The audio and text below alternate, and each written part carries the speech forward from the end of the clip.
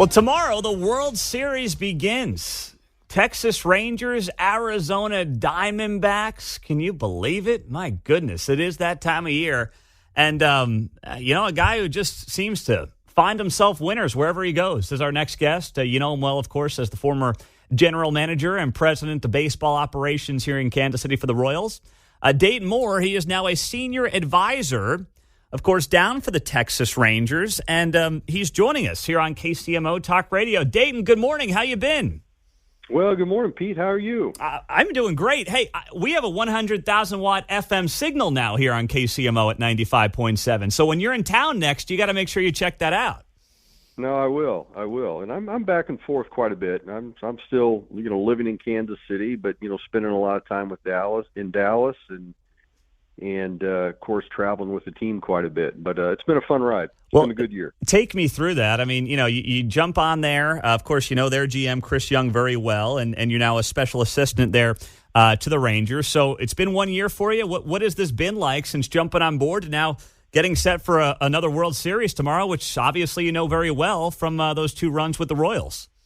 Well, yeah, it's first it's been amazing, working with Chris Young. CY he's a good friend, and I just adore him and his family, and to watch him evolve is really, I believe, one of the very best executives, in the game. Of course, he was a highly successful player, and I believe he was the MVP of our pitching staff in 2015. We asked him to perform in multiple roles. He started games for us and was successful. He pitched in middle relief. He closed out games and was spectacular for us, in the World Series in 15. But that's been just such a wonderful time, just being a part of his journey and his family's journey. But there's nothing like being in the World Series, and I've been fortunate to be a part of 6 of them now, and 3 with the Braves, obviously 2 in Kansas City, and this run has brought back so many great memories, of our time in Kansas City, and what it meant, to our community, what it meant to our organization and ownership, and all the hard work that goes into it. And I was talking to Chris Young yesterday, and we were talking about now that we're here. We don't want to be satisfied. We want to. It's a great accomplishment. You want to enjoy it, but I said, look back on this year and all the ups and downs that we went through, and we had periods of doubt and frustration, and wondering how we were going to improve the team to even get in the playoffs. And now that we are in the World Series, let's enjoy it, but let's take advantage of it. Let's win this thing. The Texas Rangers have never won a World Series, Pete, and so we've got a chance to do something that's never been done in the history of that franchise. What is, Dayton, a common thread? You mentioned this being your 6th World Series you've been a part of, the Braves, the Royals, and now with the Rangers. What is a common thread between all of these teams that allows, beyond just obviously the good players and things like that, what is that thread that connects them all in terms of what allows them to get to this point, to have this opportunity? Oh, it's real simple, Pete, for me. It's togetherness. It's great leadership from that managerial position. And, whether it was Bobby Cox, in Atlanta, and Ned Yost in Kansas City, and now Bruce Bochy in Texas. And there's been a lot of, great managers, in between that. But they have the ability to bring everybody together. It's truly a beautiful thing when that happens. And they stay patient. They stay consistent, through the ups and the downs. And again, I know that's a cliche in a lot of places, but it's, baseball is every day. And there's a lot of things that you go through that can really frustrate you and become bigger than they actually are if you allow them. But you just ride it out, and, you bring people together. The best leaders, I believe, do an unbelievable job of creating pathways for relationships to thrive. And Bruce Bochy does that. Ned Yost did that. Bobby Cox did that. And, of course, you have to have great support from ownership. That's where it starts, and unconditional support, and great leadership at the top, and a front office, and a coaching staff that works well together and creates that synergy. And I've always felt that the general manager's role is to make sure that the communication, the relationship between the manager and the owner is very, very strong, and they understand one another and have comfort level, working with one another. And, Chris Young has done an amazing job with that with Ray Davis and Bruce Bochy. Dayton Moore is joining us here on the show, of course. Spent a long time here as the Royals GM and president of baseball operations, now a special assistant to the Texas Rangers, who are getting set for Game 1 of the World Series tomorrow night. I think it's interesting when you say managerial leadership, Dayton, because there's been this movement in baseball where the manager really doesn't matter. You just get told what to do by the numbers gurus, and you punch in the buttons, and that's all it really takes to win in baseball. Are we seeing the pendulum swing back the other way? Yeah, I think so, and I think some of that's overblown, Pete. I mean, this is my 30th year in professional baseball, and I have a lot of relationships, with executives at other organizations, and I think a lot of that's overblown. I mean, look, wherever I've ever been, the front office has always given the manager information on what the expected lineup should be against certain matchups with pitchers, what relievers you want in the game at certain times facing certain hitters, and what the matchups, because the game's always been about matchups, and you'd be foolish not to use the data available to you to help match up the very best you can during a baseball game. But at the end of the day, the manager has to make the decision, and you've got to use the data, but also use your eyes and pay attention to what's happening in the game. If a certain pitcher is dominating,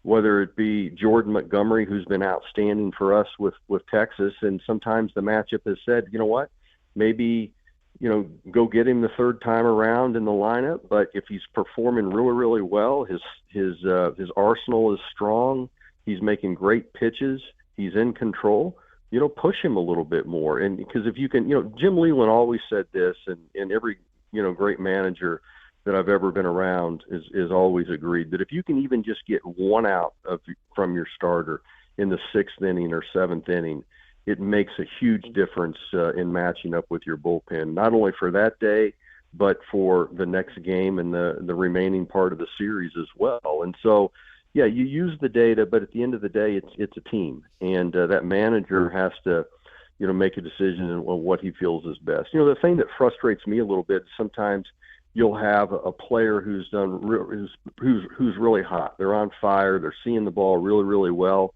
And just because it's a right-lefty matchup, they'll take the hitter out of the game. But you know what? If he's really performing well, ride him a little bit longer. Mm-hmm. Just because it's a left-on-left or a right-on-right matchup, sometimes you've got to have a little feel and a little instincts with how you're managing the team. And when in every decision that you make with a certain player, it's affecting how the other players are viewing the game as well, because they're managing and coaching right along with, the manager and the coaches.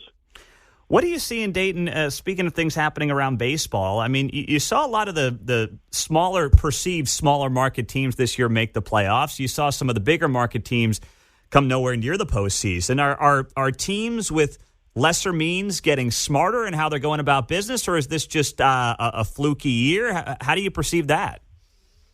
Well, I think there's always been teams that, small market. Look, the money doesn't make the player. And, when every team leaves spring training, you've got to, you talk about the important thing is to stay healthy. And the teams that stay the healthiest usually reach their ceiling. And, over 162 games, it's very unpredictable. But the bottom line is, to be successful, you have to stay healthy, and you have to have good starting pitching, consistent starting pitching, and you've got to be able to play defense. And if you do those things, your team is probably going to be in the playoff hunt. And to be in the playoffs, Pete, you've got to have one or two good months and then play 500 the rest of the way, or have one great month and play 500 the rest of the way. And that type of consistency will reward you and put you in a position to be in the playoffs, or at least compete in a pennant race the entire year. And so it's the health of your team, consistent starting pitching,